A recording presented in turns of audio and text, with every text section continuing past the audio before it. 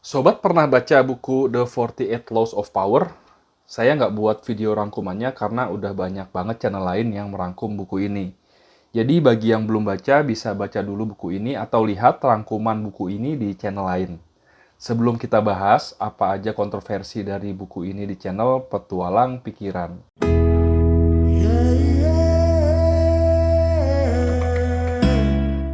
Buku 48 Laws of Power adalah buku yang kontroversial yang telah memicu banyak perdebatan sejak pertama kali diterbitkan pada tahun 1998.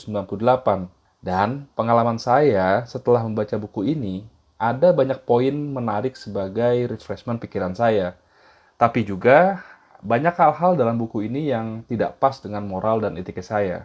Pada video ini, saya berbicara secara subjektif agar dapat kita bahas bersama kontroversi dari buku ini di kolom komentar. Pandangan saya, hal yang menimbulkan kontroversi dari buku ini adalah antara lain, buku ini mendorong pembaca untuk menggunakan manipulasi, tipu muslihat, dan kecerdikan untuk mencapai kekuasaan tanpa memperhatikan etika dan konsekuensi sosialnya.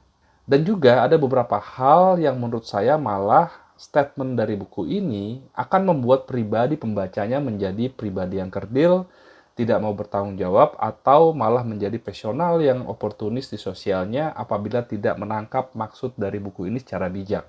Pada pembukaan awal buku ini sudah membuat saya berpikir, pada hukum 1 disebutkan, jangan pernah terlihat lebih baik dari atasan Anda.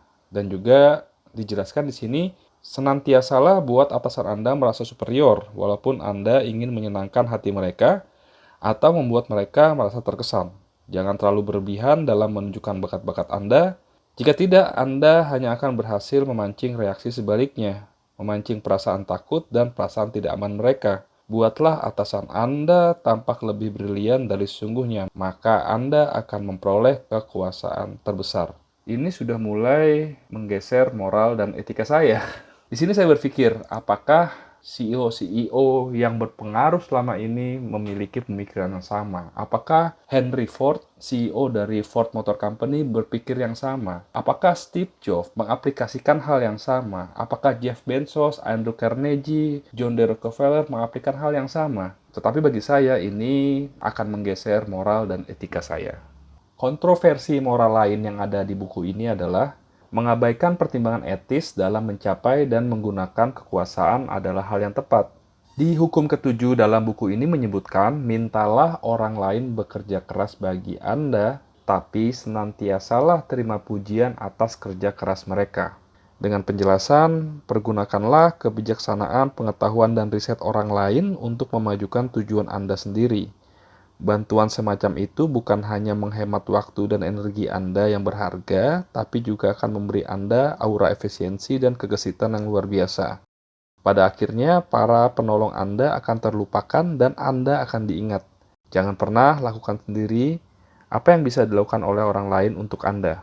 Di sini kalimat ini sudah ada kontroversi moral yang saya baca, karena moral umum harusnya berterima kasih kepada orang yang menolong dan tidak melupakan jasa baik mereka, bukan malah memperalat mereka agar kita dapat keuntungan dari hal yang harusnya mereka dapatkan. Banyak orang yang memperdebatkan karena fokus buku ini yang terlalu kuat pada kekuasaan sebagai tujuan utama dalam hidup, mengabaikan nilai-nilai seperti empati, kerjasama, dan keadilan. Beberapa kritikus menyatakan bahwa buku ini merayakan strategi kekerasan dan penindasan sebagai alat untuk mendapatkan kekuasaan, sehingga memberikan dorongan kepada pembaca untuk menggunakan taktik semacam itu. Saya pribadi merasa apabila saya mengaplikasikan hukum-hukum di buku ini, saya akan menjadi pribadi yang dingin dan tanpa empati terhadap manusia. Beberapa orang juga berpendapat bahwa strategi yang diusulkan dalam buku ini mengabaikan pentingnya hubungan manusiawi dan hubungan yang saling menguntungkan. Penting untuk sobat ingat bahwa pandangan atas kontroversi-kontroversi ini berbeda tergantung dari moral dan etika individu yang melihatnya. Salah satu perkataan Socrates adalah, I know one thing that I know nothing.